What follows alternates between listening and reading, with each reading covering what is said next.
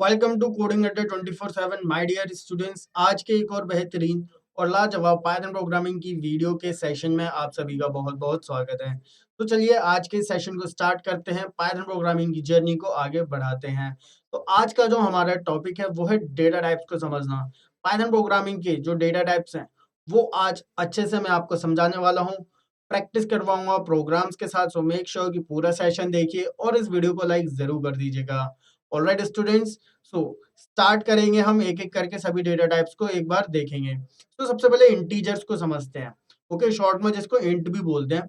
तो इंटीजर्स जो होते हैं वो होल नंबर्स को रिप्रेजेंट करते हैं और ध्यान रखिएगा इंटीजर नंबर में कभी भी कोई डेसिमल पॉइंट नहीं आना चाहिए। ठीक है, 5 या माइनस का 10 कोई भी नंबर ले लो, कितना भी बड़ा कितना भी छोटा, वो सभी इंटीजर्स होते हैं हमारे पाइथन प्रोग्रामिंग में। माइनस का साइन लग सकता है लेकिन कभी भी डेसिमल पॉइंट नहीं लगेगा। तो इंटीजर्स जो नंबर्स हैं वो सभी आप बनाना जानते ही हैं। एक बार मैं आपको बता देता हूँ, जैसे कि x की वैल्यू आपने ले ली 5 या फिर आपने x की वैल्यू ले ली माइनस का कितना भी बड़ा आप नंबर ले सकते हैं। ओके, अब कोई भी वेरिएबल है उसके अंदर जो डेटा स्टोर है, हम कैसे पता करेंगे कि वो वेरिएबल कौन सा टाइप का है? तो हम क्या करेंगे, यहाँ पर x लगा देंगे। ओके, फंक्शन कौन सा इस्तेमाल करेंगे? Type function. तो इसको y ले लेते हैं और इसको भी हम y में ही कन्वर्ट कर देते हैं, जिससे आपको आइडिया हो जाएगा। तो देखो दोनों का जो टाइप है वो इंट यहाँ पर हमको नजर आ रहा है। ऑलराइट स्टूडेंट्स, सभी को समझ में आ रहा है इतना? तो चलिए, इसके बाद जो नेक्स्ट टाइप है हमारा वो है फ्लोटिंग पॉइंट नंबर्स। तो जो फ्लोटिंग पॉइंट नंबर्स हैं वो हमारे डेसिमल वाले नंबर्स होते हैं, चाहे वो पॉजिटिव हो या नेगेटिव हो। ऑलराइट, अगर मैं इनके आगे डेसिमल लगा दूं, ये देखो इसके आगे मैंने डेसिमल लगा दिया और इसके बीच में मैंने डेसिमल लगा दिया। अब इनका जो टाइप है वो कैसा हो जाएगा? फ्लोट हो जाएगा। राइट, जिसको हम नॉर्मल मैथमेटिक्स में हम क्या बोलते हैं? Decimal numbers. तो पाइथन प्रोग्रामिंग में हम उनको बोलेंगे फ्लोटिंग पॉइंट नंबर्स, शॉर्ट में बोलेंगे हम फ्लोट नंबर्स। ओके, अब देखते हैं नेक्स्ट जो हमारा इंपॉर्टेंट डेटा टाइप है वो है स्ट्रिंग। तो स्ट्रिंग क्या होता है? स्ट्रिंग होते हैं हमारे सीक्वेंस ऑफ कैरेक्टर्स। ओके, जिनको हम सिंगल या डबल कोट्स में रखते हैं। ओके, जैसे कि यहाँ पर हेलो डबल कोट्स में है, पाइथन जो है वो सिंगल कोट्स में है। ओके, सो ये सीक्वेंस ऑफ कैरेक्टर्स होते हैं जो कि हमारे इसमें होते हैं डबल कोट्स या सिंगल कोट्स। अब कोई भी वैल्यू आप रख सकते हो उनके बीच में, जैसे कि हेलो 1, ठीक है, हेलो 1 2 3 या फिर 1 2 3, कोई भी। ओके, कोई भी जो है वैल्यू आप कैरेक्टर्स आप ले सकते हो। यहाँ पर मैं टाइप का इस्तेमाल करूंगा और यहाँ पर एक्स को जो है वो मैं देखूंगा कि वो कौन सा डेटा टाइप है। तो देखो str यानी कि स्ट्रिंग डेटा टाइप है हमारा यहाँ पर। ओके, अब इसके बाद इतना सभी को क्लियर है स्टूडेंट्स? कोई भी आपके मन में क्वेश्चन है आप मेरे से कमेंट कर दीजिए उसके लिए। तो अब ये एक लाइन की स्ट्रिंग है। दूसरे टाइप की जो स्ट्रिंग होती है वो होती है मल्टी लाइन स्ट्रिंग। जैसे कि आप कई लाइनों में आपने लिखा हुआ है, ठीक है, तो उसके लिए आपको ट्रिपल कोट्स लगाने पड़ेंगे स्टार्टिंग में और एंड में। ठीक है, क्योंकि हो सकता है कोई सेंटेंस हो जो 3 3 4 4 लाइनों में है, तो स्टार्टिंग में और एंड में ट्रिपल कोट्स लगाओ। अब एक्स को देखो, स्ट्रिंग यहाँ पर डेटा टाइप हमको पता लग रहा है, कोई एरर भी नहीं आ रहा। मैं प्रिंट करवा कर भी दिखा देता हूँ इनको। ओके, ये देखो स्ट्रिंग भी हमारी प्रिंट हो गई। ओके, तो इस तरीके से जो होते हैं वो हमारे स्ट्रिंग के टाइप्स होते हैं, सिंगल लाइन और मल्टी लाइन। क्लियर है स्टूडेंट्स? कोई भी क्वेश्चन है आपके मन में कमेंट कर दीजिए, आपको उसका रिप्लाई जरूर मिलेगा। स्ट्रिंग बनाना सभी को आ चुका है। अब देखते हैं लिस्ट के कॉन्सेप्ट को। तो लिस्ट हमारे ऑर्डर्ड कलेक्शन ऑफ आइटम्स होते हैं। तो स्टूडेंट्स अब देखो एक ऑर्डर्ड वर्ड जुड़ गया है।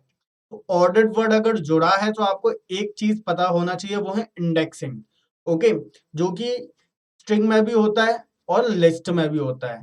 ध्यान रखेंगे वर्ड क्या है? इंडेक्सिंग।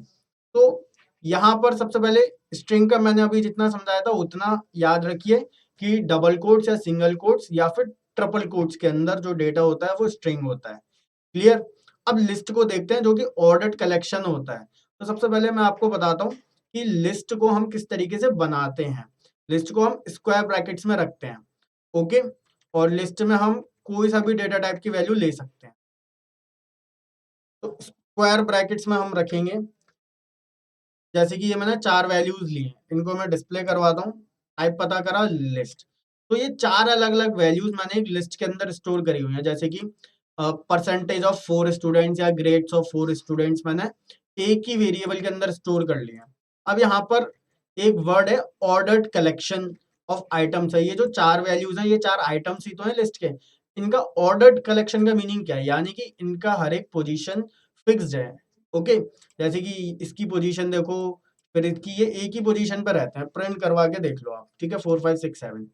तो इसका रीजन क्या है, क्योंकि इनका इंडेक्स है। इंडेक्सिंग स्टार्ट होती है हमारी 0 से, इंडेक्सिंग मतलब एड्रेसिंग। तो इंडेक्सिंग, इसका इंडेक्स है 0 1 इंडेक्स 2 इंडेक्स 3 इंडेक्स। जितनी वैल्यूज होंगी 0 से इंडेक्सिंग स्टार्ट कर दो, 0 1 2 3 4 आगे बढ़ता रहेगा, ओके। तो जैसे कि अगर पूरी लिस्ट प्रिंट करनी है तो एक्स दे दो, कोई एक पर्टिकुलर आइटम एक्सेस करना है तो आपको क्या करना पड़ेगा, यहाँ पर उस आइटम को, ठीक है, इंडेक्स देना पड़ेगा। तो जैसे कि मान लो सिर्फ इसी को एक्सेस करना है, तो यहाँ पर इसका इंडेक्स क्या होगा, 6 का इंडेक्स इसका है 0 1 2 इंडेक्स होगा। तो देखो हमारा उस इंडेक्स की वैल्यू एक्सेस हो जाएगी। क्लियर है सभी को? तो इंडेक्स देकर किसी एक पर्टिकुलर आइटम को कैसे एक्सेस करना है वो आपको समझ में आ गया। ऑर्डर्ड कलेक्शन का मीनिंग क्या है वो भी समझ में आ गया। जो स्ट्रिंग होती है ना, स्ट्रिंग में भी इंडेक्स का कॉन्सेप्ट होता है, right. A B C D मैंने यहाँ पर लिखा हुआ है। अब यहाँ पर मैं 2 इंडेक्स दे रहा हूँ, तो क्या प्रिंट होगा, 0 इंडेक्स 1 इंडेक्स 2 इंडेक्स, सी प्रिंट होगा, राइट। तो देखो सी प्रिंट हो गया सिर्फ। क्लियर है? अब यहाँ पर ट्यूपल देखो, ट्यूपल जो होती है वो भी लिस्ट की तरह ही होती हैं, ओके। पर जो ट्यूपल होती हैं वो इम्यूटेबल होती हैं। इम्यूटेबल का मतलब क्या है वो समझेंगे। देखो, दो चीजें याद रखने वाली हैं स्ट्रिंग लिस्ट और ट्यूपल में, ठीक है। एक है ऑर्डर्ड कलेक्शन और एक है इम्यूटेबल, ओके। सो ऑर्डर्ड कलेक्शन स्ट्रिंग में होता है, लिस्ट में होता है, ट्यूपल में भी होता है। ट्यूपल कैसे बनाते हैं, लिस्ट में देखो स्क्वायर ब्रैकेट्स लिए थे, जबकि ट्यूपल में स्क्वायर ब्रैकेट्स नहीं लेने, ओके। आपको कैसे ब्रैकेट्स लेने, पेरेंथेसिस वाले ब्रैकेट्स लेने, ऑलराइट। सो इसमें भी लिस्ट की तरह ही आइटम्स आप डाल सकते हैं, ऑलराइट। बस लिस्ट और ट्यूपल में डिफरेंस क्या है, वो है इम्यूटेबिलिटी का, वो देखते हैं हम। तो यहां पर मैं एक लेता हूं, एक सबसे पहले एक ट्यूपल लेता हूं। लिस्ट और ट्यूपल में जो अलग अलग आइटम्स होते हैं वो किसी भी डेटा टाइप के हो सकते हैं, जैसे कि स्टार्टिंग के 4 आइटम्स इंटीजर हैं, ये फ्लोट है, राइट। अब मैं अगर इसको प्रिंट करता हूं तो चलिए देखते हैं, 6 एक्सेस हुआ है, टाइप आ रहा है ट्यूपल, 6 एक्सेस हुआ है 2 इंडेक्स पर, राइट। ये रहा 2 इंडेक्स जिसकी वैल्यू 6 है, ओके। अब यहाँ पर इम्यूटेबिलिटी यानी लिस्ट और ट्यूपल के बीच डिफरेंस है म्यूटेबिलिटी और इम्यूटेबिलिटी का, ठीक है। जो ट्यूपल होती है वो इम्यूटेबल होती हैं और जो लिस्ट होती है वो म्यूटेबल होती हैं, ठीक है। स्पेलिंग दिख रही है ना, इम्यूटेबल IMMUTABLE, ओके। तो यहाँ पर व्हाट वी विल डू कि हम इसको बताऊंगा अब कैसे करना है। सबसे पहले इसको मैं कन्वर्ट कर देता हूँ एक लिस्ट में। लिस्ट होती है म्यूटेबल, यानी कि लिस्ट के जो आइटम्स होते हैं, ठीक है, उनको हम चेंज कर सकते हैं, राइट। जैसे कि एक्स लिया, इंडेक्स लिया, ठीक है, 1 इंडेक्स लिया, और मैं 1 इंडेक्स पर डाल देता हूँ 5, या फिर कुछ और डाल देता हूँ मैं, 100 डाल देता हूँ ताकि आपको अच्छे से दिखे। और एक्स को मैं प्रिंट करता हूँ, तो देखो 1 इंडेक्स पर मैंने 100 डाला था, ये देखो 100 आ गया 1 इंडेक्स पर, जबकि ओरिजिनली 5 था 1 इंडेक्स पर। क्लियर? इधर देख लो प्रिंट करके,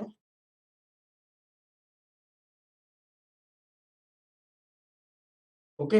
ये देखो ओरिजिनली 5 था, फिर 100 हो गया। जबकि अगर ये होती ट्यूपल तो क्या इसकी वैल्यू चेंज हो पाती? नहीं। तो ट्यूपल जो होती है वो इम्यूटेबल होती हैं, ठीक है।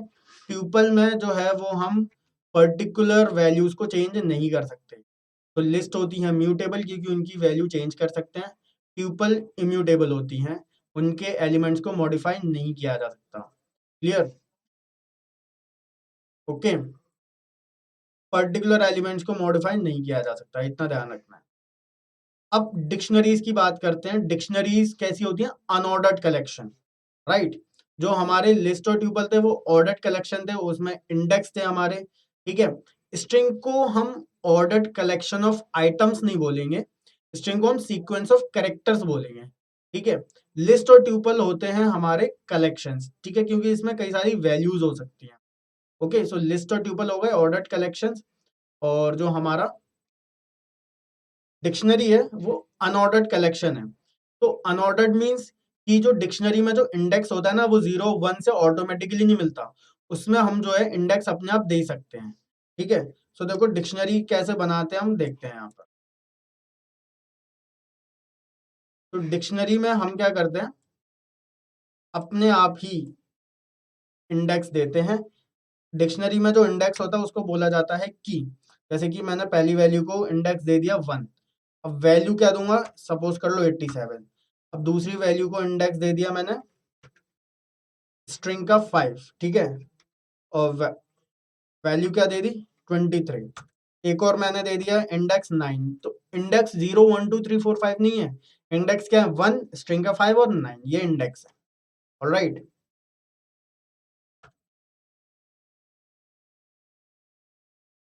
अब प्रिंट करते हैं x को।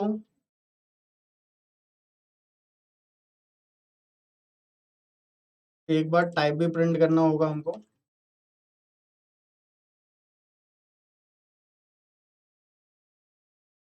ये यहाँ पर अच्छा 897,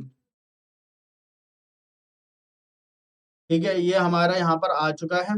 और इसके बाद आपको जो है विजिबल है कि डिक्शनरी प्रिंट हो रही है हमारी। ओके, किसी एक पर्टिकुलर आइटम को एक्सेस करना है डिक्शनरी का, तो जो आइटम है वो उसका इंडेक्स रख दो। तो देखो 23 प्रिंट हो गया है हमारा। क्लियर? तो डिक्शनरी किस तरीके से बनानी है वो आपको समझ में आएगी। डिक्शनरी का एक रूल समझ लो, डिक्शनरी में जितनी भी इंडेक्स यानी कि जो कीज हैं वो कभी भी एक जैसी मत लेना, सारी जो कीज हैं वो अलग होनी चाहिए। वैल्यूज बेशक एक जैसी हो कोई फर्क नहीं है, लेकिन जो हमारी कीज है यानी कि जो इंडेक्स है वो अलग अलग होने चाहिए, एक जैसे मत लेना इंडेक्स डिक्शनरीज में। लिस्ट और ट्यूपल और स्ट्रिंग में इंडेक्सेस तो अलग होते ही हैं अपने आप। अब बूलियन डेटा टाइप समझते हैं। बूलियन डेटा टाइप मतलब ट्रुथ वैल्यूज यानी कि ट्रू या फॉल्स वैल्यूज। तो बूलियन आंसर्स जो थे, वैल्यूज हमारे अक्सर अभी निकले थे, ऑपरेटर्स हमने सीखे हैं प्रीवियस लेक्चर्स में। तो लॉजिकल ऑपरेशंस और कंडीशंस में हमने इस्तेमाल किया था, राइट। तो ट्रू और फॉल्स हमको देखने के लिए मिल रहा था। तो चलिए यहाँ पर बूलियन डेटा टाइप भी देख लेते हैं। कैसे देना है बूलियन डेटा टाइप? एक्स को मैंने दे दिया ट्रू, ठीक है। अब इसमें बहुत सारी वैल्यूज तो है नहीं जो मैं किसी एक पर्टिकुलर आइटम को एक्सेस करूंगा। ओके, एक ही आइटम है, लेट्स प्रिंट दैट। सो देखो ट्रू क्लास बूल, ठीक है, ट्रू, ठीक है, जो प्रिंट होना था ट्रू प्रिंट हो गया, और बूल यानी कि बूलियन। फॉल्स देना है तो कैपिटल एफ, ठीक है, कैपिटल से स्टार्ट करना है, ध्यान रखिएगा स्टूडेंट्स। ओके, अब इसके बाद सेट होता है। सेट भी हमारा कैसा होता है? अनऑर्डर्ड होता है, ठीक है, और अनइंडेक्स होता है, यानी कि कोई इंडेक्सिंग नहीं होती सेट में, राइट। कैसे बनाते हैं सेट हम देखते हैं, चलो। सेट कुछ इस तरीके से बनता है। ऑलराइट, ये वाले जो ब्रैकेट्स हैं इनके बीच में आप कोई भी वैल्यू ले सकते हैं, 3.5। जैसे कि अगर सपोज करो मैं ये लेता हूं तो क्या आंसर देखने के लिए मिलेगा। ओके, सो ये हमको देखने के लिए मिल रहा है। क्लियर? सेट में ध्यान रखिएगा कभी भी एक जैसी वैल्यूज मत लीजिएगा। जैसे 606 मैंने देखो 2 बार लिया था, इंटीजर का 6 और इधर इंटीजर का 6 प्रिंट कर रहा हूँ, लेकिन इंटीजर का 6 एक ही बार आ रहा है, ये स्ट्रिंग का 6 है, ये तो अलग हो गया, राइट। तो इतना सभी को समझ में आ गया। सेट में कोई भी इंडेक्स नहीं होता कि आप सोचो इस 4 का इंडेक्स 0 है, सो प्रिंट करके देख लेते हैं, नहीं प्रिंट होगा, बिकॉज सेट में कभी भी इंडेक्सिंग का कॉन्सेप्ट नहीं होता, इसलिए अनइंडेक्स होता है। क्लियर? इतना सभी को समझ में आ गया। तो स्टूडेंट्स लेक्चर कैसा लगा कमेंट करके जरूर बताइएगा। पूरी प्लेलिस्ट विजिबल है, लिंक डिस्क्रिप्शन में, सब्सक्राइब करे रखो चैनल को, राइट?